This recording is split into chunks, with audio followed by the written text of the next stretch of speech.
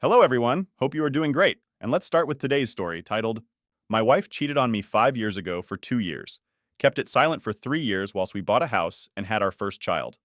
Tried to reconcile survive for 2 years whilst raising an infant together, but now I'm finally divorcing. A rundown. OP is 33 male, his wife is 34. We got married in 2019, bought our house in 2021, had our first and only child in late 2022. But in early 2023, I got the sense that something just wasn't right.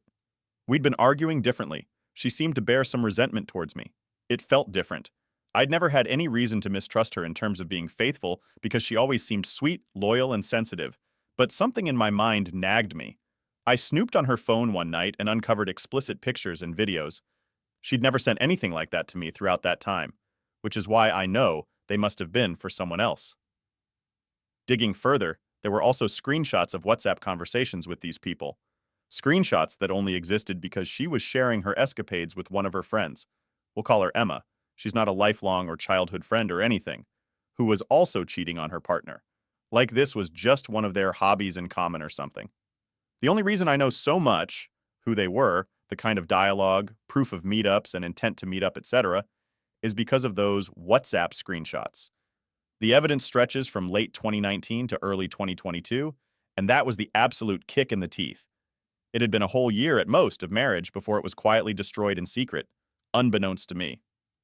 I did a paternity test in secret, and the child is mine. I was obviously absolutely destroyed. I felt the fight or flight response like something you'd never believe. It was like a bucket of icy water, and I couldn't sleep for 2 weeks while I tried to think of a path out of this sudden nightmare, keeping quiet about what I found until I found the moment to confront. I couldn't care less about losing my wife, because as soon as I uncovered this betrayal, I wanted nothing more than to rip it all out, root and stem. What really makes my heart and soul freeze over is the fact that we walked hand in hand through these major life steps, some of which irreversible and life-changing, all the while she knew that there was a bomb waiting to go off underneath it all for years. All because she was too impulsive and immature to avoid making such mistakes in the first place, and then too cowardly to come clean, for 3 whole years at minimum. If the tables were turned, I couldn't possibly imagine being able to keep something like this quiet for 3 days, let alone 3 years. Given that I had to find it myself, she'd probably have been perfectly prepared to take it to the grave.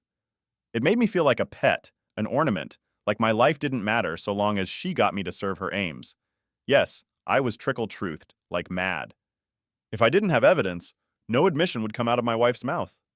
If not for our child, I would have left on day one of discovery without hesitation, but I felt I owed it to our child of 6 months of age at the time, just to give things time for the dust to settle and see if somehow it could be repaired, and my wife could demonstrate actual, visible, and distinct change.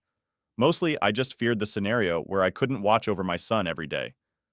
For the last 2 years, I have probably been in shock, denial, emotionally detached, and just on autopilot. She didn't really change. She acts sorry, sad, and heartbroken, but she's also proven in distinct ways since being outed that she's still able to lie to my face without hesitation. She met with Emma in secret earlier this year, despite me telling her on day one of recovery that I wanted her to cut things off with her, hard stop. She never asked if it was okay because she knew I'd say no. There's been plenty of little examples along the way that she still has an addiction to lying and keeping secrets, but this is a clear-cut example that you guys could understand. All along, there's been an outward display of sympathy and understanding on her part, but there's an underlying tone of minimalization and excusal in her words and demeanor. She says things like, "It was so long ago," or "I'm a different person now," but hearing these things enrage me. I have given things long enough to find out whether the relationship will ever feel right again in myself. Even if she displayed immense progress and growth, I don't think I would ever really recover from such a fundamental failure of morals and conscience. Keeping something secret so long displays a capacity to do things I couldn't even imagine. She's been massively bad with money in the past, too, causing us to have piles of debt, which I was also working hard to put right all throughout the period she was cheating. I have woken up. I gave her the divorce sit-down 4 weeks ago, and I'm no longer scared of co-parenting. I've come to accept that staying together in a tense and untrustworthy relationship is more damaging to a child than separating into two different bubbles. The bubble I control will be calm, safe, and stable, because that's who I am. Early on in reconciliation, I told myself that it was better for me to carry the burden of heartbreak than to pass that burden onto my child in the form of a broken home. It's the understanding and realization that this is now a broken home that flicked a switch in my heart and helped me break free from a misplaced sense of duty and commit to get my life back. Hope you also told her friend's husband about the cheating. And next, the second story titled, Did She Cheat on Me? I'm a 35 male, ex-fiancé is 27 female. I used to work third shift where I met my ex-fiancé who was a waitress. About 7 months after I initially met her, I asked her out and we hit it off. About 8 months go by and we are walking around the local mall and she sees a jewelry store going out of business. We go in and she finds a bridal set she liked, so I bought them. I didn't give them to her until I proposed to her about 4 to 5 months later. Our wedding was supposed to be this year. When COVID started, she got furloughed. I continued working. I made enough to cover both of our expenses, so I really wasn't too worried. I had $2,000 every month directly deposited into her account, and I just let her take care of managing the joint bills, as well as her bills. After she got furloughed, she made zero attempt to find any kind of employment, even temporarily. I didn't push her very hard to be fair, but I did ask her a couple of times about it. She refused to consider it, stating that nobody was hiring, although I know for a fact a place right down the street was. So a month and a half goes by, and she does nothing other than sit at home and play video games. Like never leaves the house to do anything, doesn't want to go with me to do anything. Nothing. Out of the blue, she starts wearing makeup at home, which I thought was odd considering she never left the house. Her hours change from roughly being aligned with mine to being awake all night and asleep when I'm home. One day she decides she wants to go to Tennessee to go comfort a friend who was going through a divorce. Again, I thought this odd considering she never wanted to leave the house, let alone go do anything. I didn't say anything because at this point I just thought it was odd, and I didn't really suspect much. Throughout the trip, she sends me random pictures of her and her female friend. This is also odd because she was never really in the habit of sending me pictures of herself, nor did she like taking them. There were a couple other little things I don't really remember, but after seeing all of these changes in behavior, I asked her about it all. She responded that there was nothing to worry about, and that I was being paranoid. I pointed out that I had seen she had added a couple random dudes I didn't know to her Facebook account, and I asked if she was talking to any of them on Facebook or texting or whatever. She said she wasn't. I told her that was okay. I was sorry I brought it up. The next day she tells me she wants to postpone the wedding a year because it was unhealthy to start a marriage under suspicion or something like that. I wasn't happy because it sure didn't make me suspect her any less, but I relented. I think this was maybe back in late March, April. A month goes by, and I literally didn't say a word about the conversation. Her behavior had sort of gotten worse without getting into specifics, but I didn't make it obvious that I wasn't pleased with it. I just kind of let it go as much as I could. So I go to my sister's house out of state for a weekend, and the night before I'm supposed to come back, I ask her if everything is okay. I asked her if she wants to back out of the engagement so we can kind of learn who we were and just enjoy each other's company. She stated we would talk about it the next day. This is where the shit gets really weird. So I get home, and she isn't wearing her engagement ring. I asked her about it, and she tells me that we are breaking up and that it was my decision to do so. I'm laying on the couch kind of shocked and really confused by what had occurred. She immediately gets out wine and starts drinking it, puts on some music, and wants to dance with me. She tells me that she plans on not moving out of the apartment that we both signed the lease on unless things got weird. She then makes comments about setting up a Tinder profile for me. I told her I really couldn't do any of that, and I went back into the back room to play my own video games. I played games for about an hour before I realized I can't be in the house with her because I can hear her music going while she's dancing. So I pack an overnight bag and head to my mom's house. There's a driveway camera on the inside of my house that watches outside, but it has a microphone in it. I activated it and heard her talking to some dude on the internet about the breakup, telling him she is moving home that coming weekend. I sent her a couple text messages and heard her talk about them to this dude. I couldn't really make out what he was saying because the camera microphone wasn't that good. I returned to the house, removed anything of mine that was valuable, and told her I had heard part of the conversation. I brought up the fact that we had previously had a conversation about whether or not she was talking to any other dudes, and I pointed out that she had denied it. Her response, I didn't ask if she was Snapchatting somebody else. I only asked if she was texting or Facebook messaging. I was honestly shocked. And when that sentence left her mouth, I immediately second-guessed anything she had ever told me.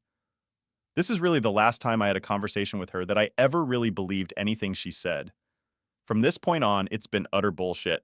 Polite utter bullshit, but bullshit. The last part of this happened back in early May, I believe. I unfortunately have to see my ex once a month to get her half the rent money. I strongly suspect she was cheating on me, or at the very least planning to do so. I also kind of get the impression that she was trying to gaslight me about the whole thing on top of it. I guess at this point it doesn't really matter, but I wanted to have somebody else's opinion on the matter, so maybe I can get some closure. And now, to the update after 1 year. I posted my story here about a year ago, right after a now ex-fiancé dumped me. I haven't heard much from her until about a week ago, and she texts me asking questions about something I'm interested in. I answered them, and the conversation concluded. I thought that would be that. I blocked her on my texting app, thinking it would block her on everything, but it turns out it only blocked the texts. She called me the next day. You wouldn't think, based on the conversation and the tone of voice she used, that anything was wrong. I'm curious as to why she is suddenly starting to have conversations with me a year after we broke up. Well, I definitely will not be sleeping with her, that's for sure. My choice. I messaged her and we had a discussion where she alternated between trying to make me feel like a tyrant oppressor, saying that at the time she dumped me, she was thinking about offing herself, and finally settling on saying that she would be the bad guy if it would help me get closure. She mentioned something about crying the night we broke up, and I distinctly remember her wanting to drink, dance, and party. Don't remember tears being shed? Look up my history if you want to know more about it. I do, however, feel like 1,000 tons have been lifted off of my shoulders, because after having time to look back on what happened, I now see who she really is. No contact as of the last 2 days. I don't anticipate any from her, and I certainly am not going to contact her myself. And the final update after 4 years, around 4 years ago, I posted a thread about a fiancé I thought was cheating on me, and I figured I'd post an update. I haven't heard a word from my ex in the past 4 years until I ran into a coworker who was the sister of one of my ex's friends. Turns out, my ex was cheating on me with the guy I, and everyone here, suspected. She moved to Chicago, where this guy claimed online to be involved with the mob, and went straight into his arms. Anyway, that relationship ended for whatever reason, and she moved on. She then married guy number 2 and had a child with him. Apparently, he's emotionally abusive and lazy, doesn't help her with the kid, etc. I wouldn't wish that on anyone, not even my ex. As for me, I got married this past May to a beautiful, kind-hearted woman who loves me for who I am, so I'm doing just fine. If you're reading this, I've been where you are. Don't give up and keep moving forward. See you all on the flip side. She actually did you a favor. She got what she deserved, and you ended up with what you truly deserved, a wonderful wife and a happy marriage. And the third story, after 3 decades of marriage, found out my wife had an affair. I'm a total mess right now. I found out that my wife had secret meetings with another man for a few weeks last month. I love my wife to pieces. She is everything to me, and I cannot see any life without her. But in the raw days following me finding out, she has said some things that have destroyed me. The deceit and deception is killing me, but I forgive her because the reality is I cannot live without her. She never said anything was wrong up to then, and gave no signals. The last 4 days she has been away on a planned girly holiday. These 4 days have been hell. I basically had hellish long days on my own just thinking about her constantly and praying for nighttime so I can try and sleep only to wake up 5 or 6 hours later still trying to figure this out. She comes back tomorrow and I am so fearful. She has been very cold, hardly any communication. I am fearful she comes back tomorrow and states it is over and she is moving out. I could not bear that. I am also fearful I will not be able to take my own advice and stay calm, give things time and not make any rash decisions. Because I have so many questions I'm very desperate to ask to try and understand what has happened. I just know that I am going to dive into all the cues I have and not give her any time to even unpack, but that would be a mistake. So long as she is still at home, I need to remain calm and give it time. But I don't think I have it in me. I need to understand how we can fix this, as the alternative is not worth thinking about. I love her so much. But she's a totally different person in the last few weeks, so cold towards me. And this is a person who brightens every room she walks into usually. The devastation is incredible. Worst time of my entire life. The thought of this ending is destroying me, and I can't imagine any future living apart from her. I would constantly be thinking about her. It would be relentless. I'm a freaking mess. And now to the update. I was criticized for playing the pick-me card. This was fair.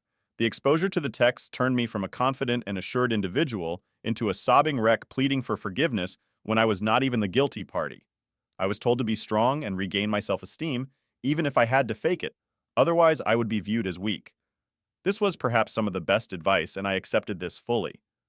But I knew it would be so hard to fake my previous confidence levels when the specter of life without my wife kept creeping out of the box and haunting me. I was told I was naive. In a way, of course I was. I had no experience of this. but I also knew my wife and can tell a lie when a straight question is asked, and the answer comes quickly with eye-to-eye contact. I don't need to convince anyone here of this because I was convinced, and that's all that matters. If I have got this wrong, I deserve the "I told you so" memo. The outcome. The outcome I was seeking was resolution and staying together. The majority of comments pointed to the D word, telling me to tool up and get ready for war. I could not face war. I could not face talking to a solicitor. I could not face checking our joint account to check she wasn't doing a smash and grab. I just wanted my wife back, my life back, and a future to look forward to. So I took on board the commenters who said I needed to be firm, and if she still was unsure, to help her pack her bags. We had a long talk, and I went after every single detail of what had happened. I dug deep into matters I knew were involved, but had not come to the surface. At times she looked at me with a cold, emotionless face that I had never seen before. Seriously, never seen. Ever. That shook me to my core, and I nearly folded. But I stayed strong because I was not the one that broke the vow. And when I did not see absolute commitment to fixing this, I did what I was advised in this sub. I was very clear on what would happen now. I said it was time to go pack your bags and move out. Even though this was my worst nightmare, I said it out loud, and I was shitting myself. It was at that point she stated she wanted to work it out. We had talked absolutely everything through. The exact circumstances had been revealed. The exact levels of betrayal were revealed. Skeletons had been pulled out of closets. 24 hours later, and I can already feel the difference. It's night and day. A switch has been flicked. This is the outcome I was seeking. A chance to work through this and save what was worth saving. The alternative for me would have been devastating. To anyone going through something similar, I hope things work out for you because this is a brutal thing to have to suffer. To anyone who has already been through it and came out the other side and shared your difficult experiences, thank you so much. Enjoy the honeymoon phase while it lasts. We know how this story ends. And with that, we'll wrap up today's story. Dear viewers, don't forget to like and subscribe so you never miss out. See you next time. Bye-bye.